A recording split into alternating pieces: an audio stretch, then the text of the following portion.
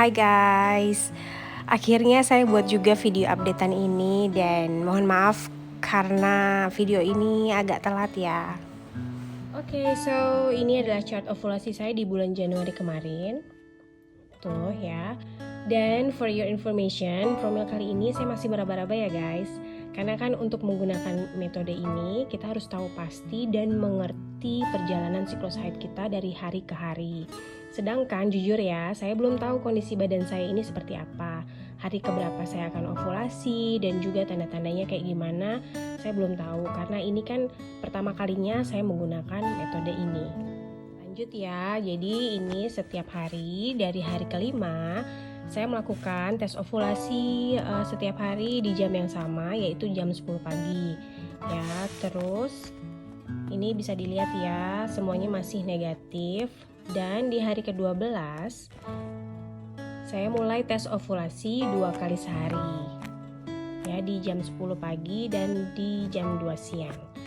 Karena sebagian perempuan itu bisa mendapatkan hasil positif yang tidak lama atau hanya bertahan beberapa jam saja lalu akan berubah menjadi negatif lagi. Dan ini kan pertama kali saya melakukan metode ini, jadi saya nggak tahu apakah saya termasuk sebagian perempuan itu atau tidak. So, I just prepare for the worst untuk menghindari itu. Jadi saya mulai melakukan tes 2 kali sehari dimulai dari hari ke-12. Nah, kenapa saya mulainya di hari ke-12? Jadi selain membuat chart ovulasi ini, saya juga menggunakan aplikasi MyCycle di handphone saya. Dan di aplikasi tersebut kita juga bisa memprediksi kapan akan ovulasi. Menurut aplikasi MyCycle, saya diprediksi akan ovulasi di hari ke-14 ya. Dan hasil dari aplikasi itu tidak selalu akurat. Bisa aja ovulasinya maju jadi 1 atau 2 hari sebelum prediksi atau malah mundur jadi beberapa hari setelah tanggal prediksi. Jadi untuk jaga-jaga, takutnya saya ovulasinya maju atau lebih cepat dari yang diprediksi aplikasi, jadi saya memutuskan untuk mulai tes 2 kali sehari itu di cycle day 12 di hari ke-12 ya. Dan saya tesnya tuh di jam 10 pagi dan jam 2 siang. Lalu di hari ke-13, as you can see ya, ini hasilnya masih negatif. Tapi hari ini hari pertama saya mengeluarkan EWCM, itu egg white cervical mucus, dan ini tuh jelas banget. Jadi EWCM itu lendir cervix yang seperti putih telur. Jadi seperti keputihan tapi warnanya tuh transparan dan elastis, kalau ditarik tuh dia nggak putus gitu. Ya, dan di hari ini, di hari ke-13 ini, itu I'm a bit panic karena di luar ekspektasi ya. Seharusnya EWCM ini keluar berbarengan dengan hasil positif. Karena si putih telur ini juga merupakan salah satu tanda kita akan ovulasi. Jadi pada hari ini, di hari ke-13 ini, itu saya berasumsi kalau ovulation stripnya error atau mungkin saya salah menggunakannya. Dan ya udah gitu, saya lebih percaya sama EWCM-nya, jadi saya baby dance sama suami saya ya di hari ini gitu. Dan kebesokannya di hari ke-14 saya masih negatif juga hasilnya, dan saya tetap di hari ke-14 ini saya tuh masih berasumsi kalau hari ke-13 itulah hari ovulasi saya ya. And then surprisingly di hari ke-15 pas saya tes itu di pagi hari saya dapat hasil positif ya. Dari jam 10 pagi saya tes, saya dapat hasil positif. Dan ketika siang hari jam 2 siang saya tes lagi dan hasilnya ini peak positif ya. Jadi ini yang dinamakan peak positif, garis tes lebih tebal daripada garis kontrol. Dan di hari ini pun saya mengeluarkan EWCM. Jadi ini confirm ya. Jadi di sini confirm saya dapat hasil yang positif dan saya akan ovulasi dalam waktu 12 sampai 48 jam ke depan. Guys, kalau kita udah dapat hasil yang positif kayak gini, ini tuh masih ada PR lagi buat kita, karena hasil positif ini bukan berarti kita sedang ovulasi. Tapi hasil positif ini artinya kita akan ovulasi dalam waktu 12 sampai 48 jam ke depan.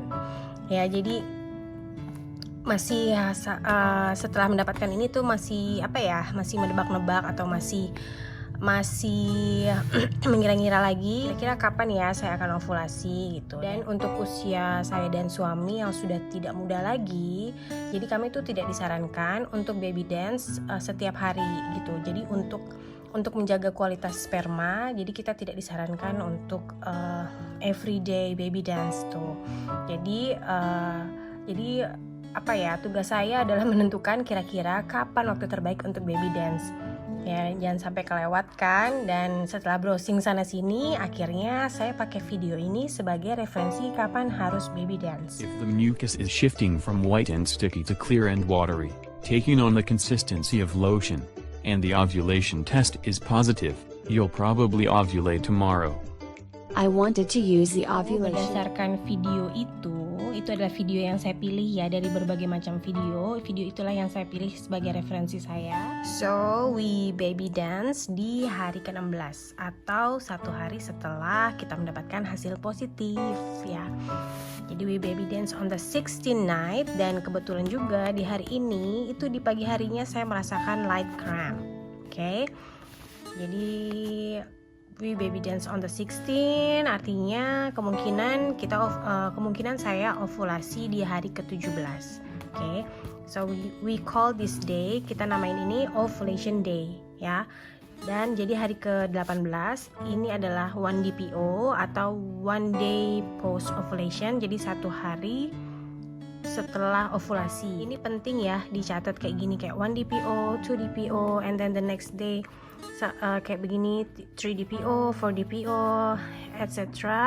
Karena untuk melakukan tes kehamilan itu baru bisa dilakukan di 11 DPO ya, sebelum itu masih terlalu cepat ya. Jadi kemungkinan hasilnya negatif kalau kalau dilakukan di hari-hari ini. Disarankan kalau mau tes kehamilan bisa dimulai di 11 DPO.